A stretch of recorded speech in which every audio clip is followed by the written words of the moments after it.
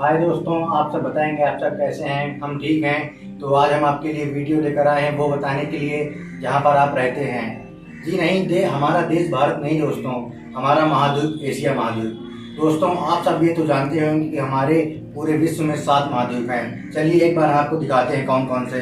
पहला है एशिया, दूसरा है यूरोप, तीसरा है अफ्रीका, चौथा है ऑस्ट्रेलिया, पांचवा है उत्तरी अमेरिका, छठवां दक्षिण अमेरिका, सातवां अंटार्कटिका। ये तब आप तो जानते ही होंगे। और आप ये भी जानते होंगे कि पूरे विश्व में 5 महासागर हैं।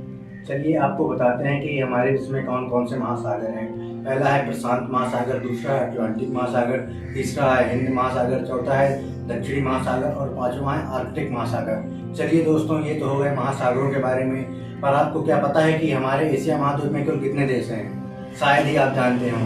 तो हमारे एशिया महाद्वीप में कुल है 48 देश। और क्या आपको पता है कि एशिया महाद्वीप का सबसे बड़ा देश कौन सा है? एशिया महाद्वीप का सबसे बड़ा देश है चीन। और दोस्तों 3 देश ऐसे हैं जो यूरोप और एशिया दोनों में आते हैं। हाँ दोस्तों, आपने सही सुना। पहला देश है रूस, जो कि एशिया और यूरोप में दोनों में शामिल है। क्या आपको पता है कि जो रूस का एशिया में भाग पड़ता है उसको साइबेरिया कहते हैं। दूसरा देश है कजाकिस्तान और तीसरा देश है तुर्की। जी हाँ दोस्तों, ये 3 देश एशिया और यूरोप दोनों में आते हैं। चलिए दोस्तों, आपको बताते हैं कि हमारे एशिया महाद्वीप से कौन कौन सी रेखाएं कर गुजरती हैं। तो हमारे महाद्वीप से कर्क रेखा, भूमध्य रेखा व आर्कटिक वृत्त होकर गुजरता है। ये 3 रेखाएं जो हैं हमारे एशिया महाद्वीप से गुजरती हैं। चलिए आपको एशिया महाद्वीप के बारे में कुछ और तथ्य बताते हैं। एशिया महाद्वीप के पूर्व में पड़ता है यूरोप। चलिए दोस्तों, अब आपको हमारे एशिया महाद्वीप के कुछ पर्वतों के बारे में बताते हैं। आपने दोस्तों हिमालय पर्वत का नाम सुना ही होगा। जी हाँ दोस्तों, यही हिमालय पर्वत है जो हमारे भारत से लेके भूटान, म्यांमार में सभी जगह पड़ता है। यह पर्वत विश्व के सबसे ऊंचे पर्वतों में से एक है। और दोस्तों आपने माउंट एवरेस्ट का नाम सुना होगा, जो विश्व की सबसे ऊंची चोटी है। ये भी हमारे हिमालय पर्वत में ही पड़ती है।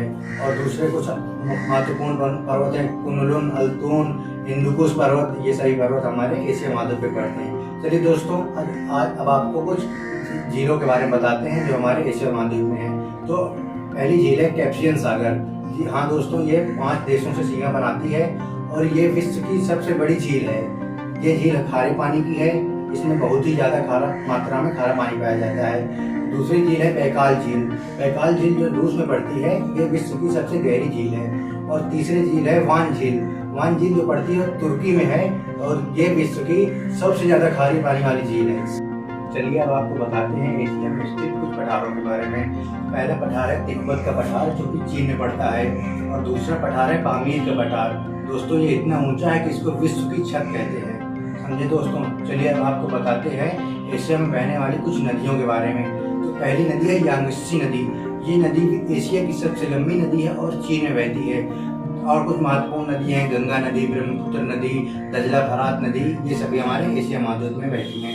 और चलिए दोस्तों, अब आपको बताते हैं कुछ जल संधियों के बारे में जो एशिया महाद्वीप में हैं। चलिए पहली जल संधि है मलक्का की जल संधि।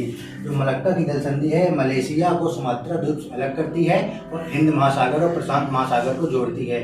चलिए अब दूसरी जल संधि के बारे में बताते हैं। दूसरी जल संधि है बाबा अलमंदेव जल संधि। बाबा अलमंदेव संधि लाल सागर को अदन की खाड़ी जोड़ती है व यमन व जिबूती को अलग करती है। तीसरी जल संधि है ताइवान जल संधि। है ताइवान व चीन को अलग करती है। चौथी जल संधि है हार्मुज जल संधि। ये ओमान की खाड़ी को फारस की खाड़ी से जोड़ती है व ओमान और ईरान को अलग करती है। चलिए दोस्तों, आपको कुछ मरुस्थल के बारे में बता देते हैं जो हमारे एशिया महाद्वीप में पड़ते हैं। पहला है अरब का मरुस्थल, और दूसरा मरुस्थल है गोबी का मरुस्थल जो चीन में पड़ता है। और तीसरा मरुस्थल है अपना थार का मरुस्थल जो पाकिस्तान और भारत की सीमा में पड़ता है। चौथा मरुस्थल है तकला मकान जो कि चीन में पड़ता है। चलिए दोस्तों, अब आपको एशिया के कुछ न्यूक्लियर पावर कंट्री के बारे में बताते हैं। सबसे पहले है चीन, दूसरा है भारत, तीसरा है पाकिस्तान। हाँ, ये 3 ही कंट्री एशिया महाद्वीप में न्यूक्लियर पावर रखती हैं। बाकी कंट्रियों के पास अभी भी न्यूक्लियर पावर नहीं आई हुई है। चलिए दोस्तों, आपको कुछ एशिया के विकसित देशों के बारे में बताते हैं। पहला देश है जापान, दूसरा दक्षिण कोरिया, तीसरा है सिंगापुर।